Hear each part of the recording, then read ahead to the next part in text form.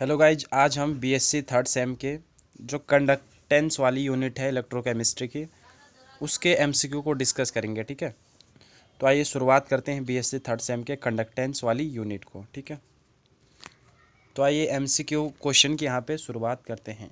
सबसे पहला क्वेश्चन है, BeOH का होल ट्वाइस साल के कणों पर आवेश होता है। ठीक है, तो इसके कणों पर कौन सा आवेश होता है ये हमें बताना है। तो यहाँ पे आपके पास ऑप्शन है धनावेश, ऋणावेश, उदासीन या इनमें से कोई नहीं।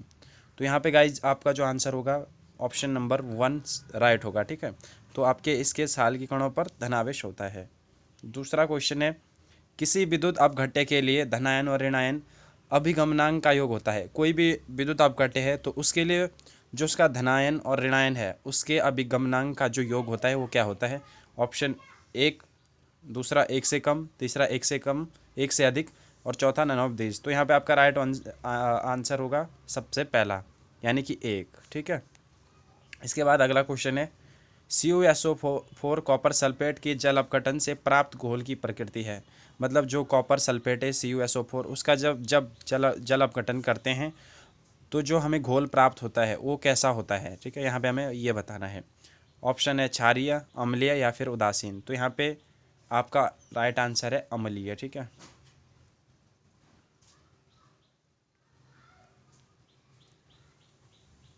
अब आते हैं, क्षारीय घोल का पीएच मान होता है। क्षारीय घोल का पीएच मान क्या होता है।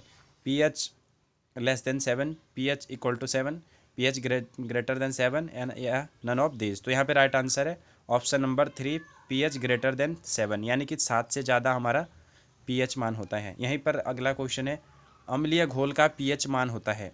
जो हमारा अम्लीय घोल होता है उसका पीएच मान कितना होता है। PH greater than 7, pH less than 7, pH equal 7 या नन ऑफ दिस। तो यहाँ पे राइट आंसर हो जाएगा आपका पीएच लेस देन 7, यानी कि जो पीएच का मान होगा वो 7 से कम होगा अम्लीय घोल के लिए। ठीक है, तो आइए अगला क्वेश्चन देखते हैं। तनुता बढ़ाने पर चालकता, जब हम तनुता बढ़ाते हैं तो चालकता क्या होती है, बढ़ती है, घटती है, कोई परिवर्तन नहीं होता है, या नन ऑफ दीज। तो यहाँ पे राइट आंसर आपका हो जाएगा ऑप्शन नंबर ए, बढ़ती है। ठीक है, अगला क्वेश्चन देख लेते हैं। Lambda A plus lambda C equal to lambda infinitive किस नियम का सूत्र है। यहाँ पे आपको थोड़ा सा दिखाई नहीं दे रहा होगा, तो ये सूत्र हमें बताना है कि ये सूत्र किसका है। ऑप्शन में देखते हैं कौन कौन से ऑप्शन है। ओस्टवाल्ड, राउल्ट, कोलराउंस या फिर नन ऑफ दीज। तो ये आपका जो नियम है ऑप्शन नंबर 3 राइट हो जाएगा, कोलराउंस का ये नियम है। ठीक है, अगला, ओस्टवाल्ड का तन्यता का सूत्र लागू होता है। यहाँ पे लागू होता है। ठीक है, प्रबल विद्युत अपघट्यों पे, दुर्बल विद्युत अपघट्यों पे, या इनमें से कोई नहीं। तो यहाँ पे आपका राइट आंसर हो जाएगा दुर्बल विद्युत अपघट्यों पर। ठीक है, जो दुर्बल विद्युत अपघट्य होते हैं उन पर कोलराउंस का नियम, सॉरी ओस्टवाल्ड का नियम लागू होता है। ठीक है, चालकता की इकाई होती है। तो चालकता की इकाई हमें बतानी है क्या होता है, ओम या mho, ohm inverse, ohm inverse centimetre inverse, या फिर ओम इनवर्स सेंटीमीटर की पावर सेंटीमीटर माइनस 2। ठीक है, यहाँ पे हमें बताना है। तो चालकता की जो इकाई होती है बेसिकली ओम इनवर्स होती है, ओम इनवर्स होती है, जिसे हम MHO यानी कि महो भी लिख सकते हैं। ठीक है, तो यहाँ पे आपका राइट आंसर हो जाएगा ऑप्शन नंबर 2। अगला क्वेश्चन देखते हैं, विशिष्ट चालकता की इकाई है।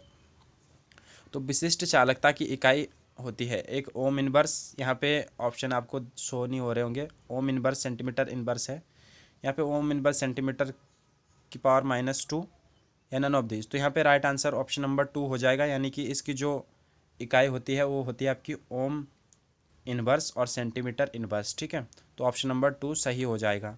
अगले क्वेश्चन पे चलते हैं, 1 सेंटीमीटर घोल की चालकता को कहते हैं। यहाँ पे आपको थोड़ा सा दिखाई नहीं दे रहा होगा। ठीक है, तो 1 सेंटीमीटर घोल की चालकता को हम क्या कहते हैं, तो आंसर आपका विशिष्ट चालकता रहेगा। ठीक है, अगला क्वेश्चन देखते हैं, दुर्बल विद्युत अपघट्य की तनुता बढ़ाने पर चालकता, मतलब अगर हम दुर्बल विद्युत अपघट्यों की तनुता को बढ़ाएंगे तो उस पर क्या असर होगा ये पूछ रहा है। ठीक है, तो आइए देखते हैं क्या इसका आंसर रहने वाला है।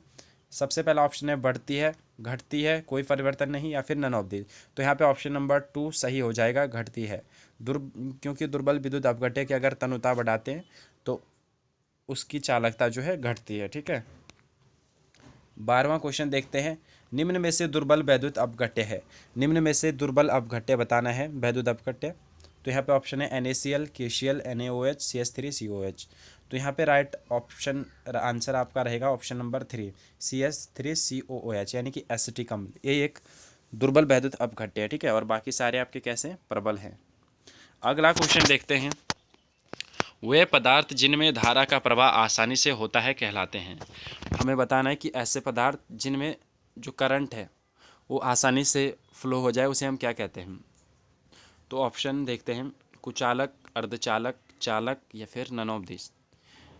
आपको बोलना है इंसुलेटर, सेमीकंडक्टर या फिर कंडक्टर। तो यहाँ पे राइट ऑप्शन आपका रहेगा ऑप्शन नंबर 3 चालक, यानी कि कंडक्टर कहा जाता है उन्हें जिनसे हमारी धारा का प्रवाह होता है। आगे बढ़ते हैं।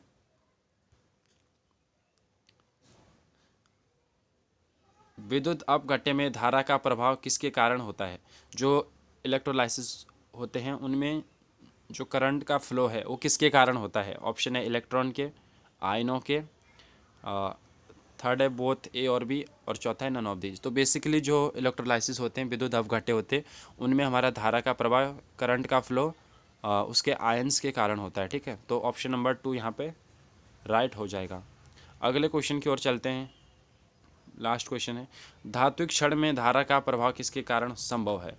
कोई भी एक मेटेलिक रॉड है, ठीक है, तो उसमें अगर करंट का फ्लो होता है तो किस कारण होता है। तो ऑप्शन देखते हैं यहाँ पे, आयनों के कारण, इलेक्ट्रॉनों के कारण, बोथ ए एंड बी, और चौथा है नन ऑफ दिस। तो यहाँ पे राइट आंसर होएगा इलेक्ट्रॉन के कारण।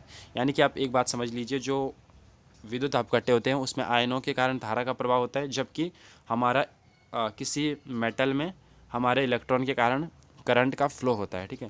तो ये कुछ MCQ थे जो कि आपकी BSc थर्ड सेम कंडक्टेंस वाली यूनिट है या चालकता वाली यूनिट, उसके लिए इंपॉर्टेंट थे। ये क्वेश्चन आपके एग्जाम के लिए काफ़ी इंपॉर्टेंट है।